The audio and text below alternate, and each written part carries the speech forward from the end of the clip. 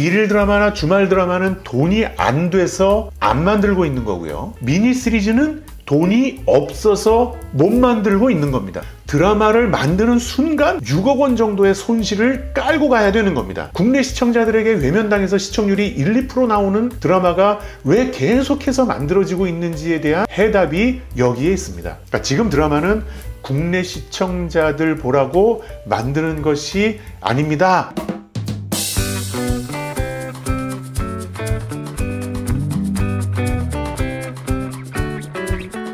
구독, 좋아요.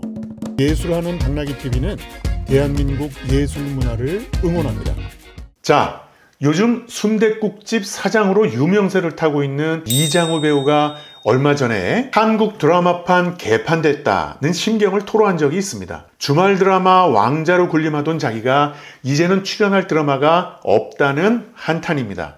충분히 이해합니다. 내 안에 너 있다로 유명한 이동건, 동백꽃 필 무렵의 김지석 배우, 연기파 캐릭터 배우인 오윤아 씨, 그리고 촬영을 펑크내고 미국으로 도망갔던 경험이 있는 배우 한예슬 등이 똑같은 심정을 토로한 게 불과 얼마 전입니다. 아르동키 TV 2화 애잔한 우성씨에서 설명했던 것과 본질적으로 똑같은 상황이 드라마에서도 발생하고 있는 것입니다. 이제 예능 콘텐츠도 똑같은 상황이 나타날 거라고 저는 예상합니다. 자, 오늘의 와우 포인트는 드라마가 사라지는 게 아니라 방송사가 사라진다입니다.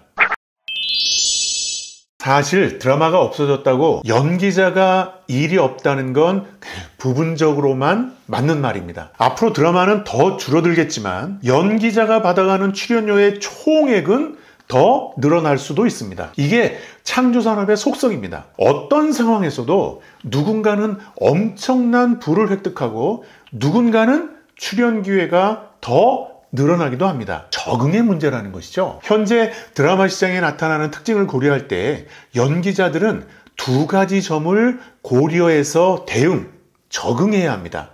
첫째는 장르 드라마가 대세라는 점입니다. 가족 드라마가 많았던 시대에는 드라마의 가족 구성원이 많이 등장하게 되지만 장르 드라마가 많아지게 되면 직장 구성원이 많이 필요하게 됩니다. 그러니까 특별한 캐릭터를 가지고 있지 않은 배우들은 출연이 자연스럽게 줄어들게 됩니다. 자, 둘째, 영화와 드라마의 경계가 사라졌습니다. 원래 TV 드라마 출연자는 탤런트, 영화 출연자는 배우라고 호칭을 구분해서 사용했던 시대가 있었습니다. 하지만 이제 탤런트라는 말은 사라졌습니다. 그리고 원래 영화에는 온갖 종류의 형사, 깡패, 범인, 아니면 소시민적 영웅들, 다양한 직업군, 이런 분들이 인기를 끌면서 캐릭터를 구축해 가고 있었는데 이제는 그런 역량을 가지고 있는 사람들이 TV와 OTT로 본격적으로 뽑혀가고 있는 것입니다. 예전 탤런트들이 변신하는 치열한 노력을 하지 않으면 영화 배우들과의 경쟁에서 승리하기 어렵다는 말입니다. 자, 이러한 근본적인 원인이 있는 데다가 드라마가 엄청나게 줄어들기까지 한 거죠. 그러니까 드라마가 줄어든 것이 출연 기회가 줄어드는 것의 필요 충분 조건은 아니라는 겁니다. 5년 전만 해도 TVN과 종편을 포함해서 일주일에 23개 정도의 드라마가 방송됐습니다. 소비자들은 원한다면 하루에 너댓 개 정도의 드라마를 골라서 시청할 수 있는 환경이었던 거죠. 그런데 지금은 일주일에 10개 정도의 드라마가 방송됩니다. 일일 드라마나 주말 드라마는 돈이 안 돼서 안 만들고 있는 거고요. 미니 시리즈는 돈이 없어서 못 만들고 있는 겁니다. 이제는 미니 시리즈 한 편을 만드는데 회당 10억 정도의 제작비가 소요됩니다. 그런데 미니 시리즈 시간대에 광고가 완판되어도 4억 원 정도의 매출밖에 발생하지 않습니다. 그러니까 방송사는 드라마를 만드는 순간 기본적으로 6억 원 정도의 손실을 깔고 가야 되는 겁니다. 2015년도만 해도 회당 3억 5천 정도면 드라마 한 편을 만드는 제작비로 충분했습니다. 그런데 중국 한류를 지나면서 6억으로 올라가더니 넷플릭스가 들어와서 본격적으로 드라마에 투자하기 시작을 하면서 방송사 드라마 회당 제작비는 8억 원을 넘어섰습니다. 그런데 2024년도 이제는 10억 원 정도를 들이지 않으면 드라마를 만들기 어려운 상황이 된 겁니다. 이런 상황에서 어떤 공영방송사는 올해의 미니시리즈 회당 제작비로 1억 5천만 원을 책정할 수밖에 없는 상황이라고 합니다. 여러분, 이게 무슨 말이냐면 이제는 드라마를 방송사가 자체적으로 만들 수 없는 상황, 이 정도 수준이 아니라 외주 제작사에서 드라마를 만들어 오는 경우에 그 드라마를 사서 편성을 해야 되잖아요. 이제는 외주 제작사에서 만들어 온 드라마를 사서 방영권만 가지고 편성을 하는 것조차도 어려운 상황이라는 얘기입니다. 이게 회당 10억 원을 들이고 광고비로 4억 원만 받았을 때 부족한 6억 원의 제작비는 보통 넷플릭스에서 투자받거나 동남아시아나 일본 시장에 선판매를 하면서 채워 넣어야 된다는 겁니다. 그러니까 넷플릭스나 동남아시아에서 좋아하는 그런 사양, 그런 취향의 드라마를 방송사는 제작할 수밖에 없는 겁니다. 국내 시청자들에게 외면당해서 시청률이 1, 2% 나오는 드라마가 왜 계속해서 만들어지고 있는지에 대한 해답이 여기에 있습니다. 그러니까 지금 드라마는 국내 시청자들 보라고 만드는 것이 아닙니다 라고 이야기를 해도 과언은 아닌 거죠. 악순환 구조입니다. 돈이 없어서 드라마를 만들기 어렵고 제작비는 OTT나 동남아에서 나오니까 그들이 원하는 드라마를 만들 수밖에 없고, 그러니까 국내 시청자들에게는 외면을 당하고 시청률이 낮으니까 광고는 안 붙고, 어차피 광고가 붙어도 그 돈으로 드라마를 만들기는 어렵고. 와우. 자, 그러면 방송은 왜 필요하고 방송의 기능은 대체 뭐죠? 제가 드라마가 사라지는 것이 아니라 방송사가 사라진다고 주장하는 증거는 재방송 비율에서 극명하게 나타납니다. 지상파 방송사를 기준으로 2007년도에 15% 정도 됐던 재방송 비율이 2021년도에는 40%가 넘는 수준으로 점점 상승하고 있습니다. 그만큼 프로그램 수가 줄었다는 얘기입니다. 그런데 드라마의 경우에는 3개의 지상파 방송사가 15%에서 35% 정도로 재방송을 했던 그 비율이 2023년도에는 56%에서 67% 정도로 상승했습니다. 드라마가 제작되는 수는 줄어들었는데 그 조금 만드는 드라마를 아주 많이 재방송하면서 편성 시간을 메꾸고 있다는 뜻입니다. 제가 최근에 잡지에 글을 쓰느라고 3월 첫째 주에 재방송 비율을 다시 한번 조사해 본 적이 있습니다. 지상파가 아닌 어떤 방송사는 83.3%의 재방송 비율로 나타났습니다. 그러니까 일주일에 한 5개 정도의 프로그램을 만들면서 계속해서 재방송만 한다는 의미입니다. 그만큼 드라마가 사라지는 것 이상으로 방송사가 소멸하고 있는 것입니다. 그럼 다시 한번 오늘의 와우 포인트. 그렇다면 방송은 왜 필요하고 방송의 기능은 대체 뭐죠?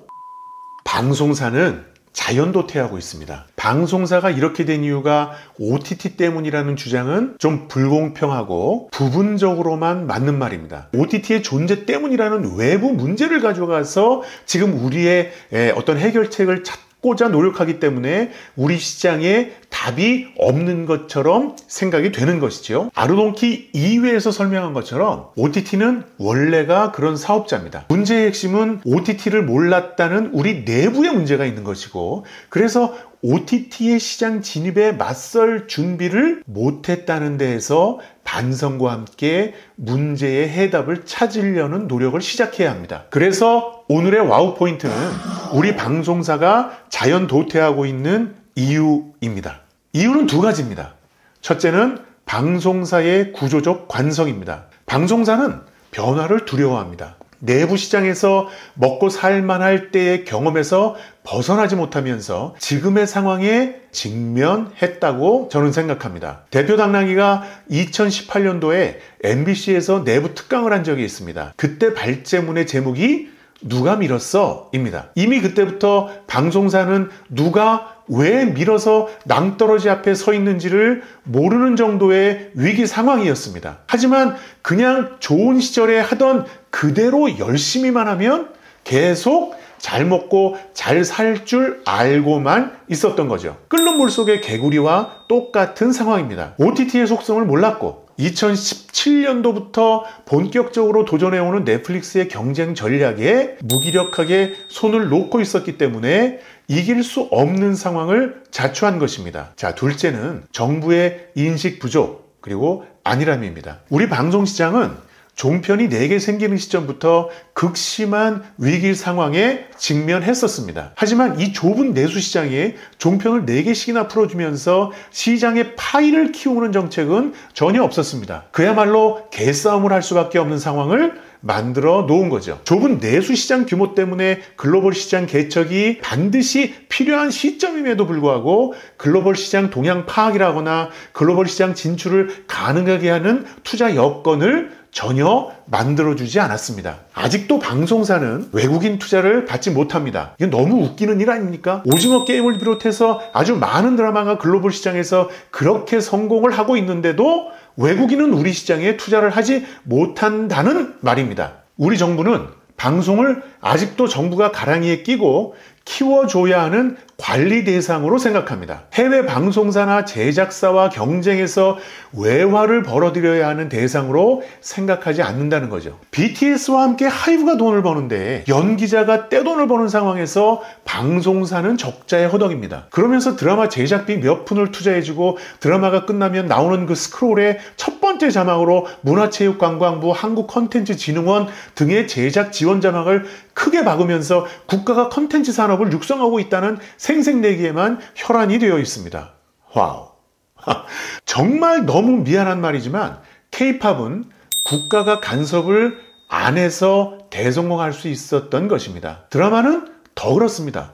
드라마는 그 많은 규제에도 불구하고 눈부신 성과를 내고 있으니까요. 자, 가장 핵심적인 문제는 정부가 생태계 경쟁의 성격에 대해서 아직도 이해하지 못하고 있다는 데 있습니다. 아직도 개별 방송사업자의 이해관계를 조절하는 것이 방송산업을 진흥하는 방법이라고 생각하는 모양인데 그건 오답입니다.